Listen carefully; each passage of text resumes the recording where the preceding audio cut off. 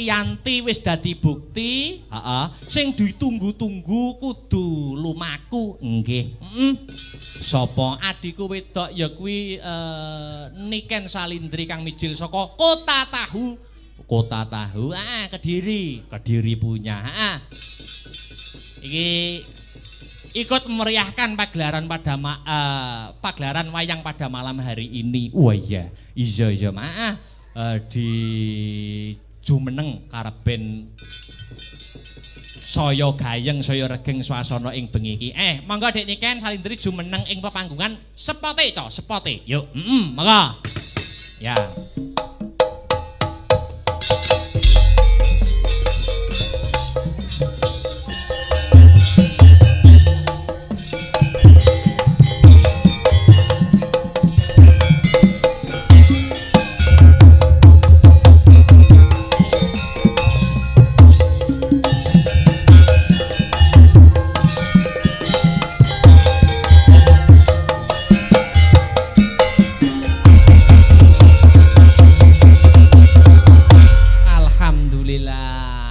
Wilujeng dalu selamat malam Dik Niken Salindri. Sugeng dalu Mas Akbar.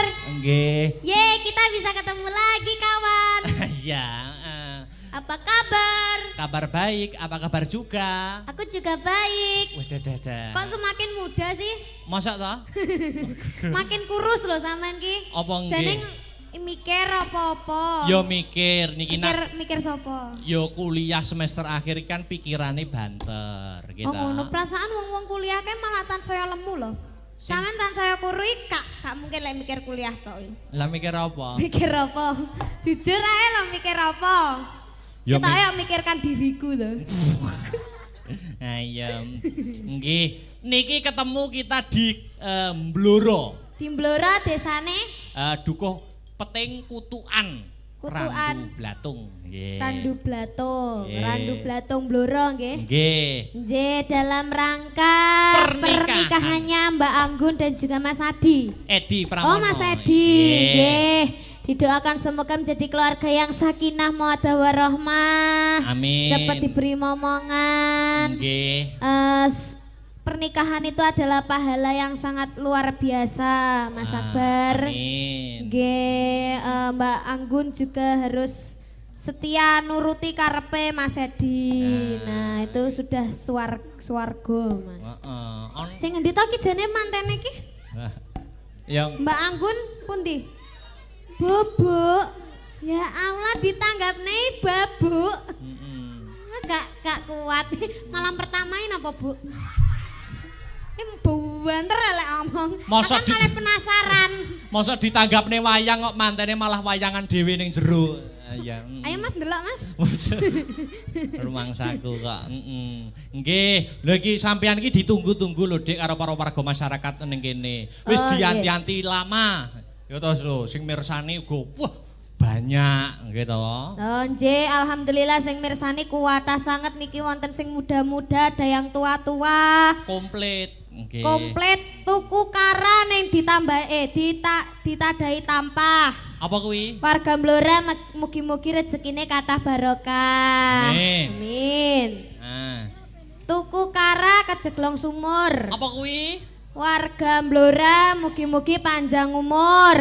Amin. Ayo sampean tuku apa? Tuku kara. Tuku kara? Lah kok melok-melok ora oleh, melok-melok ki ra duwe inisiatif dhewe. Ora tuku kara.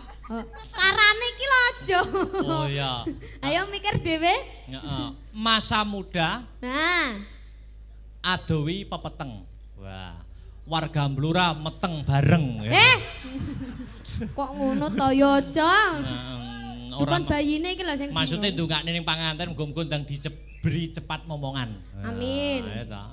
Nggih. Dari warga Mblora teko penganten bareng ki lho. Maksudnya salah satunya yaitu Mbak Anggun ya dan Mas Edi Pramono. Iya.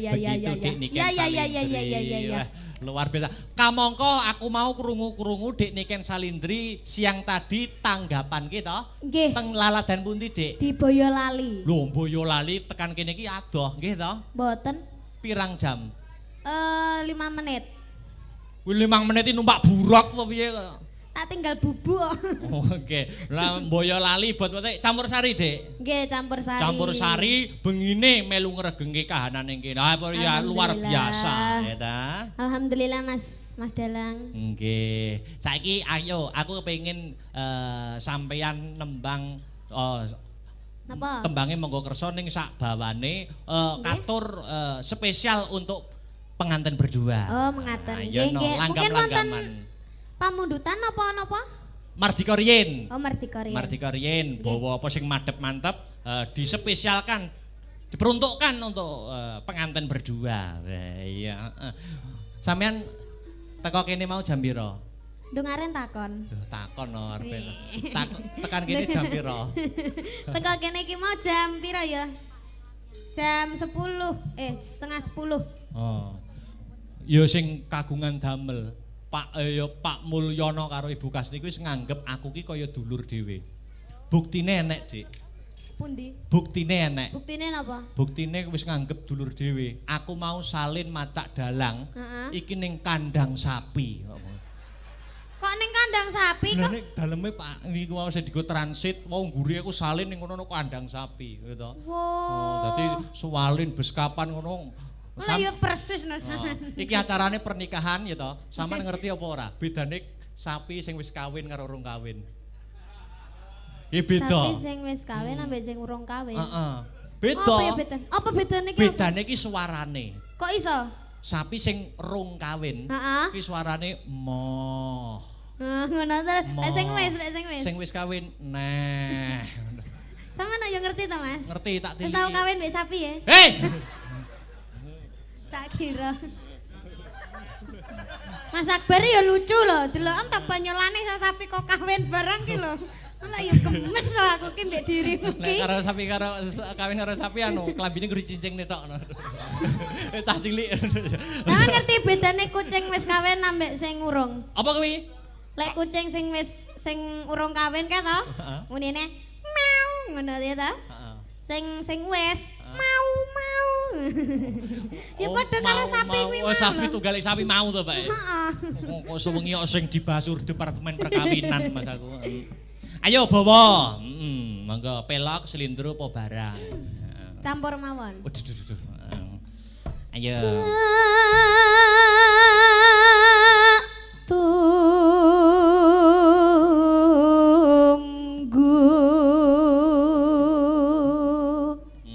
Seliramu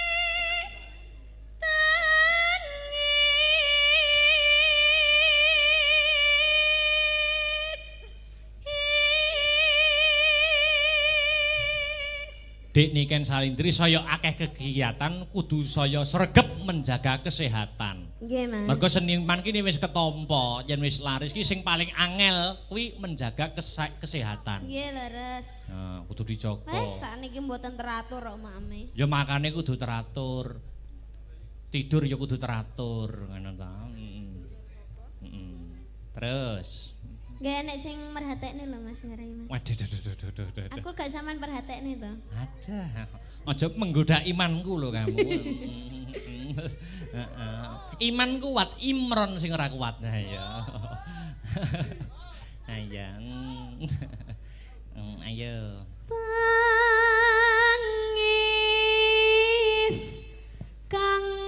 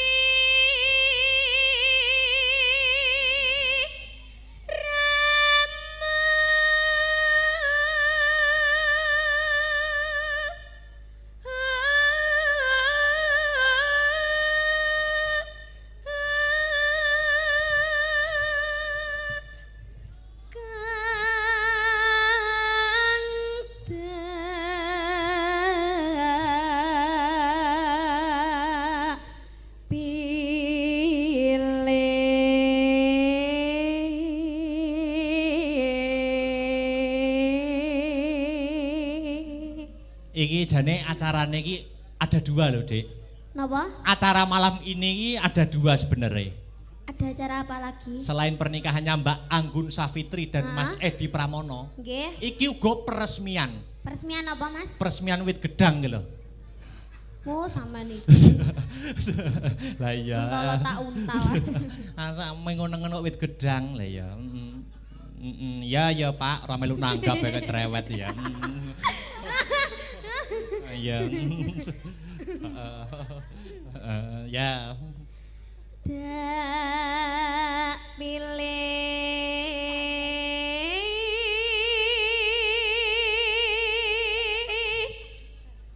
dunya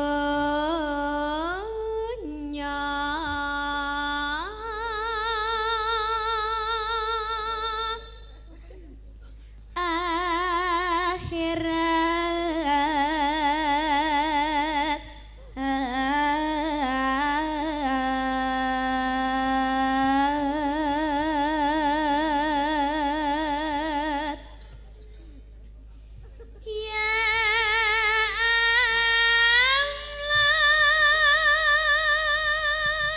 ya Allah Ya Allah. ya Rabbi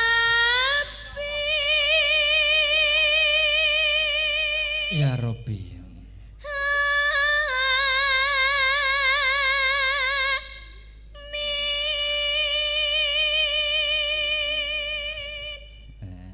Ya Allah, alhamdulillah nutut loh Mas. Iya. Ki pun rampung bawane. Kenapa? Bawane sampun rampung. Sampun. Gong. Gong. Ditibake langgam menapa Dik Niken?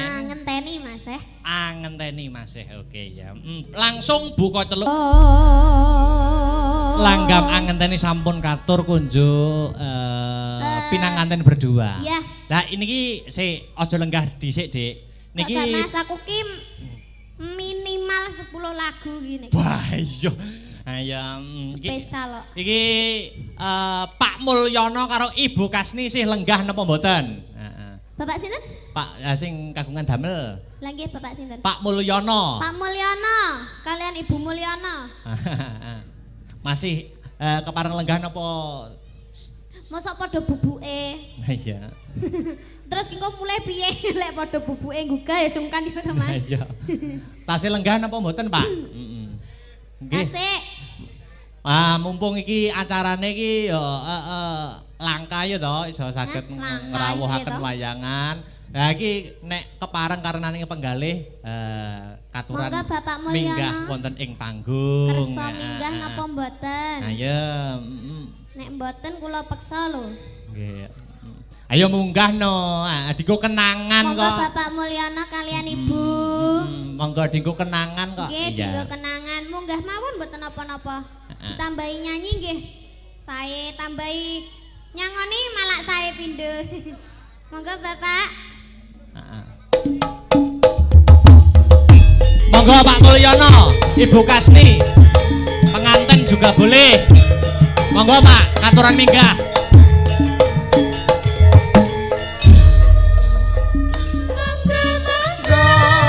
Monggo Pak Mulyono. Katuran minggah wonten ing panggung.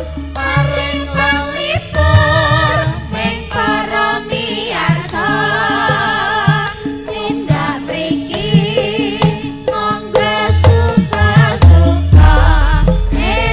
Pak Mulyono datang penontonnya pada suka. Sekali lagi. Ya. Versa Indonesia sing paling ambyar.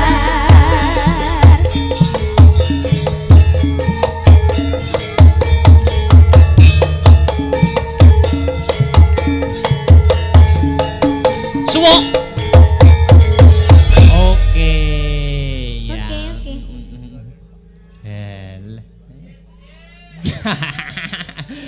Ya. Diambung lho aku mbek Pak Mulyono. Weh. Diwakilne kalih sinten Bapak? Sinten Pak? Pak Joko. Oh nggih, Pak Joko Sumber.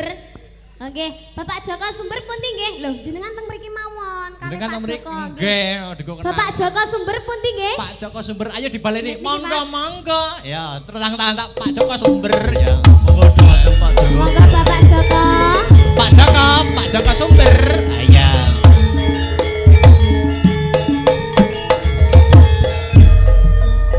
Monggo Pak Joko. Pak Joko Sumber. Aturan minggah wonten ing panggung. Paring melipur ing para miyarsa. Monggo suka-suka Pak Joko datang penontonnya pada suka. Dalannya dalang akbar sa-Indonesia sing paling Oke, nah iki. Sugeng dalu Pak Joko. Sugeng dalu Mbak Niken Salindi. Nggih, Tepangan alhamdulillah nggih. Matur nuwun Mbak Limbo. Nggih. Kula makili Pak Mul nggih, saderengipun badhe matur kalih Nggih. pesen temanten nggih. Mugi-mugi dianggun sak keluarga mangke sageta ngantos pimpilan mintuna nggih. Amin. Kantuk keturunan ngaten nggih. Nggih. Matur nuwun. Saderengipun matur kula matur suwun sanget kalih Pak Mul. Nggih. Kula dek siang niku jam 10 Nggih. teng makam mriki. Teng makame Desa Mberan. Nggih. Badhe nyekar bapake Pak Mbak niki lho. Oh, nggih. Bapake Mbak sinten? Mbak Anggun. Oh. Ternyata niku udah kecelik wonten piyantun Medion mriki. Ado-ado kok Medion badhe nyekar ngoten lho nggih. Piyantune nggawa warit, nggawa pacul ternyata sampun resik makame. Dadi matur nuwun Mas Mul, makam sampun dipun resiki kalih Pak Mul. Menika percontohan nggih. Nggih. Ternyata Pak Mul niku peduli kalih lingkungan, Mas. Oh. Peduli kalih lingkungan iki badhe nyadrak puasa makamipun sampun bersih. Piyantun Medion kecelik mriki wau. Nek mboten klentu putrane bakul sapi Pak Rajimo nggih. Kecelik saking Medion ado-ado hampir resik Mas Mul. Ternyata makamipun sampun bersih. Ngaten nggih. Matur nuwun. Niki kangge percontohan ngaten. Matur nuwun. Terus sakniki kula mangke badhe nyun gending Mbak Salindri. Oh nggih, menapa Pak? Pertama tali tresno nggih. Nggih, kedua. Keduanipun mangke tali tresno kagem temanten. Nggih. Kaping 3 kalih niku lho. Napa rondo gantungan. Niki wonten rondo gantungan mboten niki. Mriki bloro kathah rondo gantungan. Muga-muga mboten nenten malih nggih. Oh nggih. Nah nggih, mangke kita masalah sawer nyong tambahan pe tetep kula tambahi ngoten nggih. Oh nggih, nggih. Nah nggih pun tujune kok sangu kula ning ado-ado kaya mriki. Nggih. Sangu nggih. Nggih, Pak. Matur Wonten nuwun. malih mungkin. Sampun kalih gending mawon. Sampun nggih, mangke Nggih. sing minangkani kersane mbak-mbake kali ibuke nggih. Nggih, niki Nggih. tali tresno jenengan. Tali tresno Sinten sing saged? dereng saged. Lho, niki dereng saged tali tresno. Kula nek saged tapi Nggih. nganune sing boten saged. Napa mon? Niki. Kru kula. Oh, Waduh. dereng saged. Tali tresno. Heeh. Mungkin diganti napa mangku purel napa pripun, Pak? Hah? Mangku purel. Bapake Jane- saleh wis wajahe wis. Mosok tali tresno dereng saged. Dereng. Nggih pun nyidam sari ya nyidam sari. Nyidam sari. Oh, nyidam sari. Nyidam sari Nggih, monggo nggih, kalih nggih. kula nggih. Wah, kesane cocok. dan bekantuk. Bapak badhe nyanyi pisan nggih? Joget mawon. Joget mawon. Kalih nyawer ngoten nggih, Pak nggih. Wah.